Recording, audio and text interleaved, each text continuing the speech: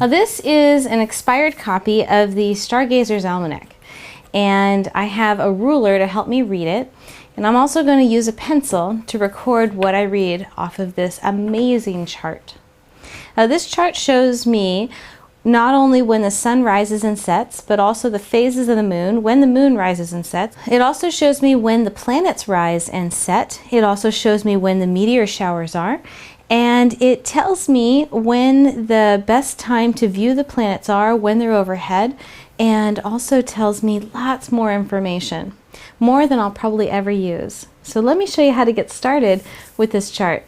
The first thing, do you notice how it's wider at the top, then gets smaller in the middle, and then wider at the bottom?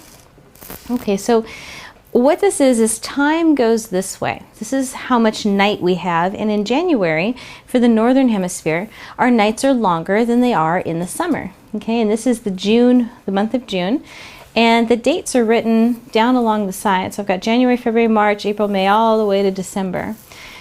So the nights in our winter in December are much longer than the nights are the summertime. So that's one thing I want you to notice. Something else I want you to notice, there's kind of like a hazy line around both sides. That's because it just doesn't go from daylight to darkness. There's this twilight area, and that's marked in here as well. So let's have a look at how to read this. Now over here are the months with days. So over here I can see it says June 17 and June 24. But where do you think June 20th is? The 20th is between those two dates, right? But here's how you tell exactly. Each one of these little dots that makes these little squares up, the ones that run up and down the chart, those each dot represents a day. So the 17th is going to be on this dot here. Then the next one is the 18th and 19th and 20th and 21st, 22, 23. When we get to 24, we reach the intersection where there's another row of dots this way. Okay, so that's how you can tell the exact day. So June 20th would be right there. Okay, so it would be 17, 18, 19, 20. So it'd be 4 dots down from the top. Okay, so let's find out what time Neptune rises on June 17. Okay, so June 17 is right here. Okay, and we're going to go across. You can use a ruler or just follow with your pencil. And we're going to go across until we hit the line that says Neptune rises. Okay, and Neptune just happens to be a green line. So we're going to go across on the 17 until we hit a green line. Now this green line, if you look up further this way, it actually says Neptune rises. Okay, so we'll go back down to our June 17 day. Okay, and we're going to go straight across until we get to that line. Okay, so what time is that? You're going to have to go up on the chart, and this is where your ruler comes in handy. Okay, so right where those dots and the green line intersect, you put your ruler.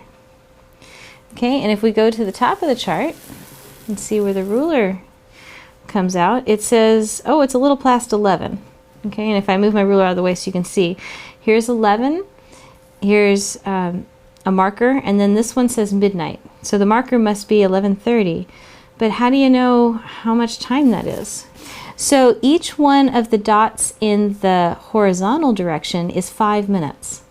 So I look and I see there's 1, 2, okay, and it looks like it's not quite to the second one, so I'd estimate it's 11:07 that Neptune rises. Okay, so again, the vertical dots, each one is a day. Horizontal dots, each one is 5 minutes. All right, but since we'd need a telescope in order to see Neptune, let's find something we can look at with our naked eye or a pair of binoculars. Okay, so what time does Saturn set on October 21st? So here's October, here's the 21st, and Saturn sets, that's going to be a yellow line. Saturn is yellow, and it's actually really close to sunset. It looks like it's right at the intersection of these two dots, and if I go down, I read that this marker here is between the 5 and the 6. So I would say that Saturn set at around 5:30 on October 21st. So if I want to take a look, I better get out there quickly right as soon, pretty much at sunset, so I can look to the west and watch Saturn go down. All right, so what other two planets set right after that? Well, let's take a look. Just continue reading along the line. On October 21st, the first thing that happens is Saturn sets. Then Mercury sets, and that happens just after 6. Okay, and then Mars sets, and that happens right at 7:12. I read here off the bottom. Okay, Mars is this red line here. And then Jupiter rises. Jupiter rises right after 7:30. It looks like 7:32. That's that pink line here. And you keep reading over. Then Neptune transits. Transit, what does that mean? That means that Neptune is directly overhead. Normally, if I said that Mercury was transiting, you'd have to think, well, is it during the day or the night? If it's during the day, that means Mercury is crossing the face of the sun. At nighttime, there's no sun, right? So Neptune transit means this is, if you look straight over your head, you're going to see Neptune. Okay, so let's keep going. So on October 21st, follow that line. Let's see, Jupiter rose, Neptune transits. Oh, Betelgeuse rises. This is one of the bright stars that's in the Orion constellation. Okay, now we're at about 10 o'clock. Okay, Uranus transits. That happens at about 10:45. Okay, and then we have midnight, and right at midnight it looks like Sirius rises. That's the dog star, the bright star that's right after Orion. And then we keep going, and it looks like, oh, Neptune sets right before 2 o'clock in the morning. And then if we keep going along, then it says Jupiter transits. That makes sense because Jupiter rose a little earlier in the night, and at some point it's got to go overhead. Yeah. And actually Venus rises right before Jupiter goes overhead. And we're at about 3 o'clock in the morning now. And then if you go all the way over, something's not right. Because now it says October 22nd. Well, that's right, because this is dawn, right? This is the next day. Midnight happened halfway through. That's when we changed from the 21st of October to the 22nd. So when does the sun set for October 21st? So we look back over here to October 21st. And when does that happen? So I know this intersection here is 5:30, so I count backwards. I see 1, 2, 3, 4 dots. So I would subtract that much out. So I'd say probably around 5:10. And if I was really careful, I might say, yeah, it looks more like 5:13 p.m. Okay, good. Now let's find a meteor shower. Do you see these little starbursts here? These are the peak times to see the meteor shower. And a meteor shower span a day or two, so you actually can watch the meteor shower all night long along this day line. But this is the best time to view them. And also make sure that you do check with meteor showers that it's not on the night of a full moon, or you won't see very much. Now you notice little moons here, little half moons, little crescent moons. Okay, those are the exact times where the moon is. In this case, it would be one of the different quarters, and the legend for those is down on the bottom. Okay, and the open circle is going to be new moon. Okay, so you can see here on July 2nd there is a full moon.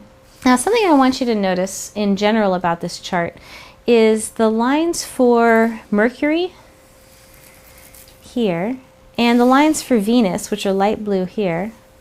They never actually become a full line that lasts throughout the whole night like the other planets.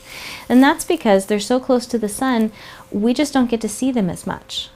Okay, it has to do with them being interior planets. And you'll notice that's true here. Mercury is only visible a couple of times during the year, and Venus always stays on one side and is only visible for half the year. Now, when you look at this chart long enough, eventually you're going to notice this. It says sun slow. And then, let's see if I can find the sun fast. There, down here, it says sun fast. How can the sun be fast or slow? What is that? We're going to use this a little bit later in a different experiment, but this line here, this wavy line that wiggles back and forth across the meridian here, the straight line would be the meridian, and the wavy line, this is called the equation of time. And it's kind of complicated to explain, but the best way to think about it is imagine that the vertical timeline running down here is noon, not midnight. And the second line, the equation of time that weaves back and forth across it, that shows when the sun crosses the meridian. So on February 5th, let's find that right here. On February 5th, okay, we'll follow that over till we get here and we see that the sun is slow. So the sun actually crosses the meridian not at noon but at 12:14, and that's what we mean by the sun being slow. It should have crossed over at noon. It should have been at the highest point in the sky at noon, but it didn't. This small variation is due to the fact that the Earth's axis is tilted. The equation of time, you'll notice it never really gets much more than 15 minutes, either fast or slow on either side. And we'll be using this later when we talk about sundials and so forth. Okay, so that's what that's about. If we take a look at August 14th, you're going to get to a place where there are two planets that actually cross. And they actually cross a little bit later down here, but they get real close to each other. And then there's this mark with two arrows pointing towards each other with a circle that has like a little ear on the end, little line on the end. What this means is this is a conjunction. And what that means is if you look up in the sky, these two planets are going to be real close to each other. And astronomers get really excited when that happens. And so it's a great opportunity for photographing. So I actually keep one of these mounted right by my door. So if we're ever headed outside at nighttime, we can quickly just find the day, look over and say, oh, okay, 9 o'clock tonight, this one's going to be up, or this one's going to set, or this one's going to be overhead. Or it's a full moon tonight. So it's a really quick and easy reference sheet to see what's going on.